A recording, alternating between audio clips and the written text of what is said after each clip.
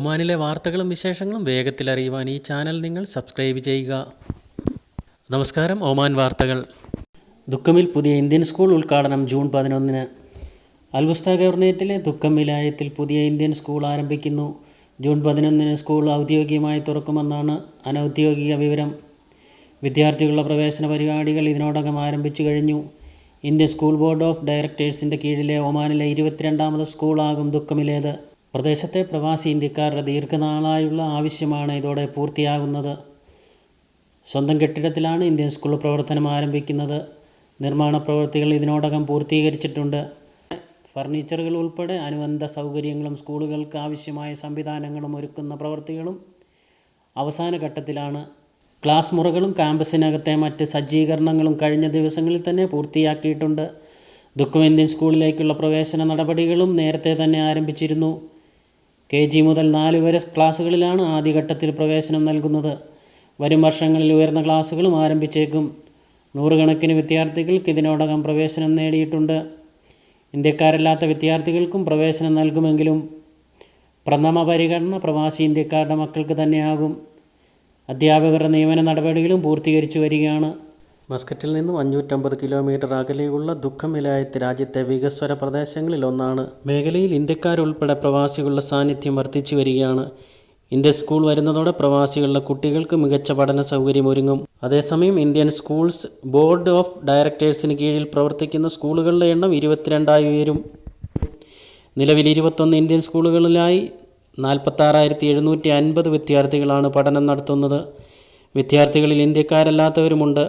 2000 അധ്യാപകരും 690 അഡ്മിൻ സ്റ്റാഫും 21 സ്കൂളുകളിലായി സേവനമനുഷ്ഠിക്കുന്നുണ്ട്.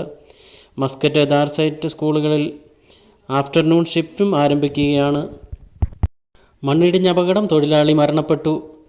ഒമാനിലെ ബൗഷറിൽ മണ്ണിടിഞ്ഞ് വീണുണ്ടായ അപകടത്തിൽ നിർമ്മാണ തൊഴിലാളി മരണപ്പെട്ടു. നിർമ്മാണ പ്രവൃത്തികൾ പുരോഗമിക്കവെയാണ് അപകടമുണ്ടായത്. മണ്ണിനടിയിൽപ്പെട്ടയാളെ സിവിൽ ഡിഫൻസ് ആൻഡ് ആംബുലൻസ് വിഭാഗം എത്തി പുറത്തെത്തിച്ചെങ്കിലും മരണം സംഭവിച്ചിരുന്നു. അപകടത്തിൽപ്പെട്ടത് ഏത് രാജ്യക്കാരനാണെന്ന് വ്യക്തമായിട്ടില്ല. തൊഴിലിടങ്ങളിൽ സുരക്ഷ ഉറപ്പുവരുത്തണമെന്ന് അധികൃതർ വീണ്ടും ഉണർത്തി. സലാലയിൽ നിന്ന് പോയ ഇന്ത്യൻ ഒരു അപകടത്തിൽപ്പെട്ടു. 9 പേരെ രക്ഷപ്പെടുത്തി. ഒരാളെ കാണാതായി.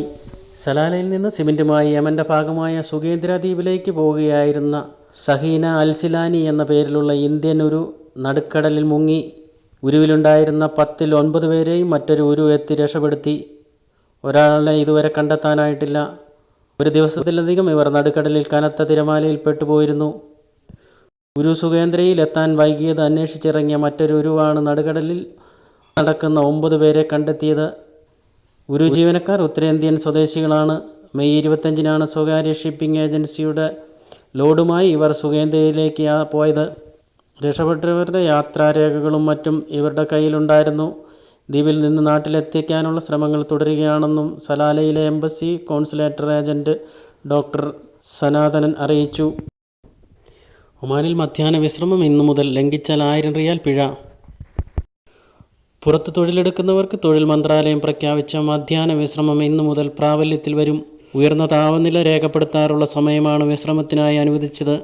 ഉച്ചയ്ക്ക് 12:30 മുതൽ 3:30 വരെയാണ് വിശ്രമ സമയം.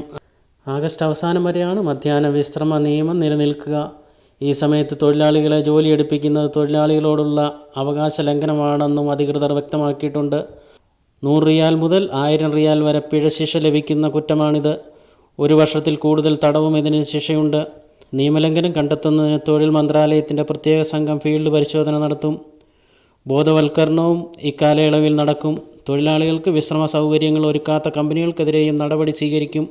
തൊഴിൽ സമയങ്ങളിൽ ശരീരത്തിലെ ജലാംശം കുറയുന്നത് ഒഴിവാക്കാൻ വെള്ളം വിതരണം ചെയ്യണമെന്ന നിർദ്ദേശം കർശനമാക്കണമെന്നും അധികൃതർ അറിയിച്ചിട്ടുണ്ട്. രാജ്യത്ത് ചൂട് ഉയർന്നു വരികയാണ്. ജൂൺ 2ാം വാരത്തോടെ താപനില ഉയരുകയും ചൂട് കഠിനമാവുകയും ചെയ്യും. ഇതോടെ ഈ വാർത്ത അവസാനിച്ചു. അടുത്ത വാർത്തയുമായി വരുന്നതുവരെ നന്ദി, നമസ്കാരം.